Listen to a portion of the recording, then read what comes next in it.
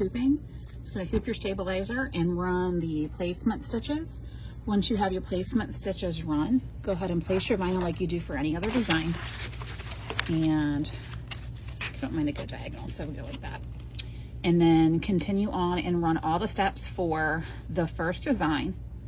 All right, so we ran our hoop 1, finished all the steps. We did placement on stabilizer. We put our vinyl down. We ran the design portion, which is the but did you die, but it might be different depending on the design that you use. So from here, your very last step, you do not need to add a backing to, but you do want to add those stitches, the very last step on hoop 1, so you can see where to trim.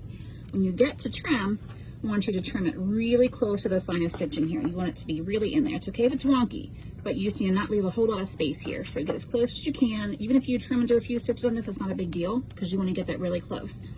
Go ahead and do your hoop 2, same steps, but when you get to the very last step, pull your up your machine and flip it over. So I've done that.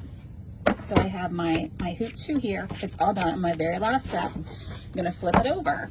Now, you'll notice the placement I have on this is gonna fit perfectly inside where it gives you room to center it and still see where your lines are.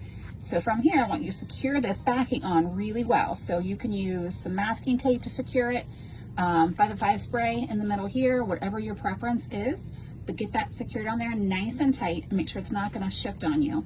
So I'm gonna tape mine, and I've got one hand in the camera so I can't do both, but I'm gonna tape mine down, then I'm gonna flip it over, and I'm gonna turn it back to my machine, and I'm gonna run the very, very last step, and that is what's gonna give us that double-sided thing. And then just trim all your excess, and you are left with, I can come over here, it's a different design, but front side, back side.